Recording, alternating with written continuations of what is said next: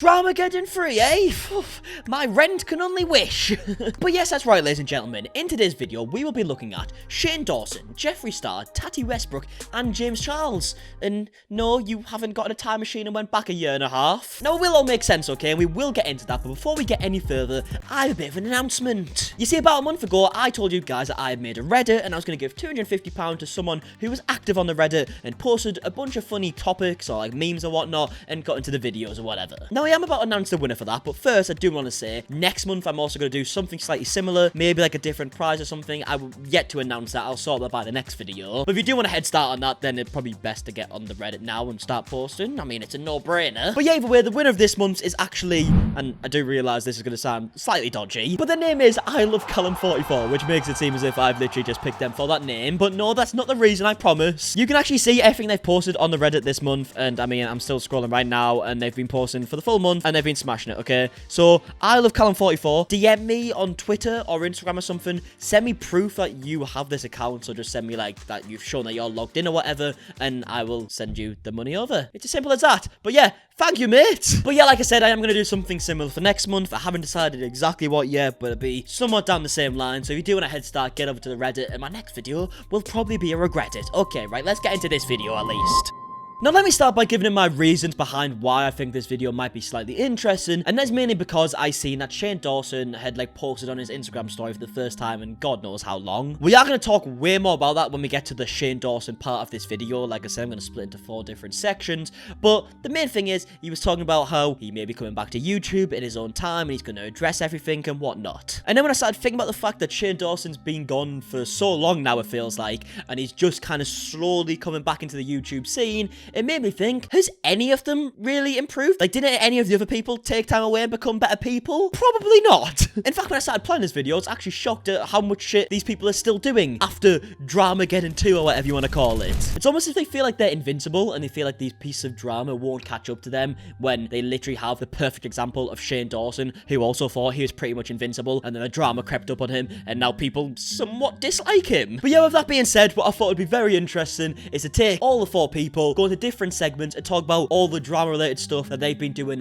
ever since Dramageddon 2 happened or whatnot. And then when we start talking about it, you'll realize that these guys are completely drama related 24/7, to the point with Shane Dawson coming back especially and addressing a few things. Dramageddon 3 seems pretty bloody likely. I mean, it's not exactly too far-fetched, is it? But yeah, without further ado, let's start with James Charles. Now, one situation that does spring to mind with James Charles, because it was somewhat recent, is the whole hoodie drama. Is that what you want to call it? Yeah, it sounds a bit shit when you describe it like that, doesn't it? But he basically released this hoodie that was dark blue in the middle, the right arm was light blue, the left arm was pink, and the hood was yellow. And that just so happens to be not only the exact same style as a Teddy Fresh hoodie, but literally the exact same colors in the exact same places. It's just a filthy nab, okay? There's no way around it. It's definitely nabbed. Now, obviously, the big question here is, did James Charles nab it, or was it his team? You'd probably think with someone like James Charles, realistically, and sorry to break this to you guys, he probably doesn't actually have that much to do with the designs that go into his merch or whatnot. He's probably got a full team behind him, and a bunch of them are the ones who come up with the designs. And he pretty much admitted that, in fact. He is basically a DM to Ethan, which not only does he say that one hoodie that he's coming up with is an exact copy, his own words, he's also said here that his design team have pitched a bunch of colorways, and one of the ones that they decided to go for was very similar to Ethan's, and actually that turned out to be quite a few hoodies that were pretty much identical. Now, the reason I didn't mention this as the first thing for James Charles, it's just because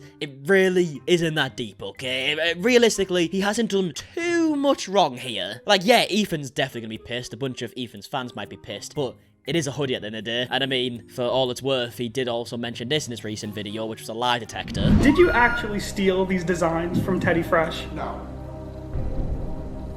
That's true. The key word being you in that sentence, that might be something that did turn it green rather than red. Because let's be honest, okay, it doesn't take a lie detector to realize that someone definitely did copy in his team. It might not have been him, it might have been someone else. But yeah, someone did copy. I mean, he pretty much admitted it as well. But yeah, that's also not exactly the biggest problem in the world, okay? He copied a hoodie, for Christ's sake, okay? Let's get into something that could be seen as something a little bit worse. Now, one criticism that people have had with James Charles for many, many years now is that he's very rash and he jumps on drama straight away and he just can't keep his his mouth shut, okay? He basically is his worst enemy. Well, in August this year, which wasn't too long after the whole, like, Shane Dawson cancellation, if that's what you want to call it, where Dramageddon 2 happened, and Jeffree Star came back, and Tati came back, and all this stuff, James Charles ended up lashing out again when he probably should have been on his best behaviour. And it wasn't about the whole, like, Dramageddon stuff, okay? It wasn't about Shane Dawson or anyone like that, you know, like the serious allegations. It was about someone who sent him free makeup. So basically, someone by the name of Lauren Conrad sent James a care package, if you will, a PR package with all this, like, new makeup that she was releasing,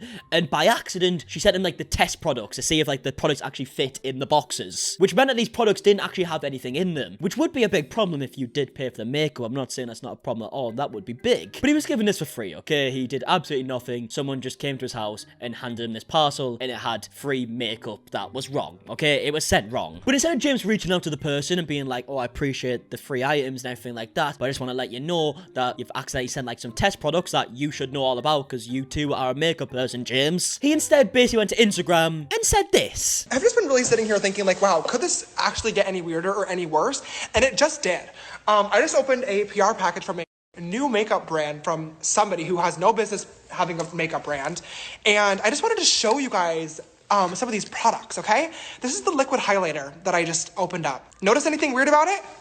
There's no highlighter in there, nor is there a cap. And it's not even sealed. Like, I actually just received this piece of plastic in a PR box. Yeah, James, definitely doesn't seem like you're being rash anymore nowadays, does it? Now, what's worth noting is that he did go on to apologise, but this was also just like a couple weeks after he said something to, I believe, Alicia Keys? Let me have a look. Yeah, so this was just in the beginning of August, okay? So we're talking maybe, what, 2.5 weeks before the clip you've just seen, and he tweeted out in reference to Alicia Keys this. People who do not wear makeup should not be coming out with makeup brands, but that's just my opinion. Something he then went on to apologise for, as you can see in this tweet on screen right now. But after saying something like that this person shouldn't be in makeup and they have no right to be in makeup, he then goes 2 weeks later to talk about how Lauren Conrad shouldn't be in makeup because she got a care package wrong for free. So I think that just puts in perspective, if something else happens that pisses off James Charles, he might not keep his mouth shut, okay? There's just a little inkling there. I might be wrong. Now, for the last thing I want to talk about with James Charles, post the whole Shane Dawson cancellation and Tati's video and all this stuff, is simply the partying during the pandemic. Now, this is no secret right now, okay? In LA YouTube, it seems like coronavirus just doesn't exist. To the point where they're going to parties with like 200 people in a house, and granted, they are mansions, okay? But they don't fit 200 people that comfortably. And then when people started voicing their concerns and talking about how stupid it was for James Charles to do something, especially with his platform, where he's pretty much telling the kids who follow him that this is okay deep down. And then even after that, and after he issued an apology and said he wouldn't do it anymore, he is still to this day going to parties that I see on like Twitter pretty much every night at this point. But yeah, that basically completes the segment on James Charles. Now we move over to probably the person I dislike the most on the entire internet right now, Jeffree Star. Now, it's no secret that I'm not exactly a big fan of Jeffree Star. I've said this for a long time now, but one thing that definitely did rub me the wrong way was when he came back and did his big video called Doing What's Right or whatever the shit he did or whatever. Now, that's going back very far, okay? But one thing recently that did really annoy me is that when he released this big video addressing the whole Shane Dawson stuff and James Charles stuff on his golden sofa and his multi-million-dollar mansion, he then went back to just doing everything that he was doing before anyways. Like, he did his massive apology, talking about how he's going to change, how he's a better person, how he needs time away, and then basically the next day just starts posting pictures with his new boyfriend in slightly sexual positions. Now, we are going to specifically talk about Jeffree Star and his boyfriend and whatnot, because that's what we've been seeing recently, but I think it's worth noting that there was also an article that came out on Insider, where the headline reads, Jeffree Star accusers say the makeup mogul has a history of sexual assault, physical violence, and hush-hush money offers. Now, none of this is 100% confirmed, and I would never come and sit here and be like, that's 100% confirmed, because quite frankly, I don't know. But there are a lot of allegations in this, and if we're going to be talking about everything that's came out about Jeffree Star since the whole Shane Dawson cancellation, if we're calling it that, then I probably do have to mention this. But it's absolutely no secret that Jeffree Star has been very weird with boys in the past. I mean, there was that video of him from like an internet show where he just like grabs a boy's dick out of nowhere basically, which quite frankly is sexual harassment. But yeah, this article basically addresses a lot of stuff that's happened in Jeffree Star's past and talking about how he's basically paid people to stay silent, which I have absolutely no idea if it's true or not. It could be false, but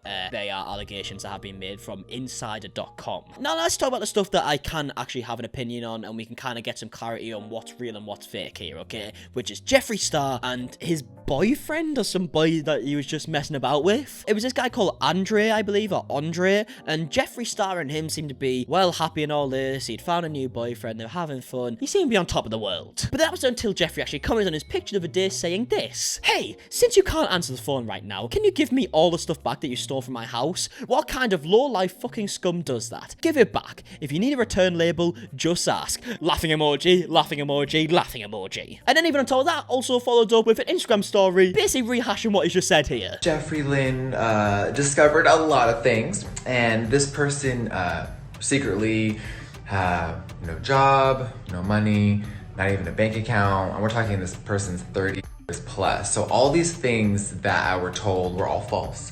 And I was lied to, and I was like, okay, bye, sweetie. It was really good meeting you. Thanks. Bye. And then all of a sudden, there's some Louis Vuitton luggage missing. There's some backpacks missing, and there's a few sunglasses missing. So Jeffree Star got robbed. No, someone just stole a few things. Now, I know. So there you have it, okay? Quite clearly, slightly pissed about the whole situation. I did see a lot of people coming out and being like, "Oh, he has plenty of money, okay? It's fine." But I do also understand that he would definitely be pissed off, okay? If someone stole something off me that was, like, not really that valuable to me, I would still be pissed off at the fact that someone had just stolen from me. Of course he would. But then on the flip side, I also do agree that it is very, very difficult to feel sorry for someone like Jeffree Star. It does feel a bit like bad karma's coming around, okay? But less said about that, the better. But yeah, he basically posted the Instagram story, commented the bloke's picture, and what it seemed like to the public was that this guy came back on a backup account and started outing Jeffree Star and exposing him. And the reason why I say that's what it seemed to the public is because these accounts were then outed as fake, we believe. It could have still been a backup account, but it does look like it was fake. "You miss Nate, but you fucked his friend, and I don't understand. You didn't even tell your supporters you hit me up offering all these expensive things for my time.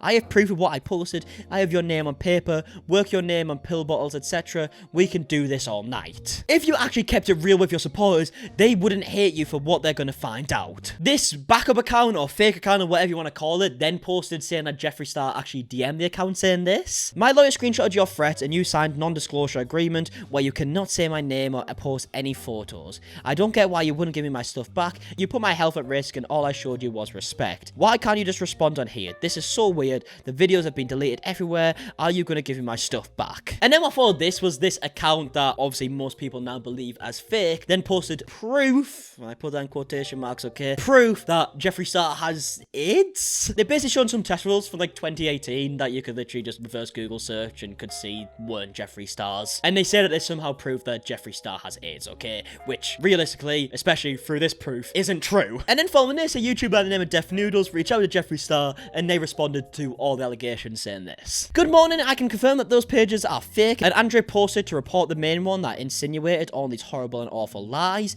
I get that people don't like me for various reasons, but to lie and say I might have AIDS, posting a picture of medicine from Google to try and trick people, it's just crossing the line and wrong. It's the fact that people believe any crazy lie. But yes, we are already working on legal action, investigating, so if you have any info, that would be great. And just for the record, I got tested after Andre and I stopped sleeping together, and everything came back 100% negative. Know some people wish death on me every single day, but I'm happy and healthy and will not entertain all the lies that are being spread once again." Now, one thing I will say, following that last sentence, okay, Jeffree is making it seem as if people just lie about him all the times, and because that this one thing was a lie, it makes everything else that's been spread about him in the past a complete lie as well. So I do just want to say, congratulations, Jeffree Star. I'm glad you don't have AIDS, and I'm glad that that account was fake in the end, but that doesn't take away anything else, okay? You are still an awful, awful human. I think that's pretty fair to say. I mean, let's not forget about the fact that you had the cheek to go onto Twitter and call James Charles a predator with next to no info, knowing fine well that you've done the stuff that you've done in the past, where, like I said earlier, you grabbed some bloke in his private area on camera and started laughing about it, which is literally sexual harassment. So let's not try and sit here and just say everything's a lie, okay? That's just what I wanted to clarify there. But yeah, I basically thought I'd mention this because this is the more recent stuff with Jeffree Star, but there was also one other thing that people were very angry with Jeffree Star,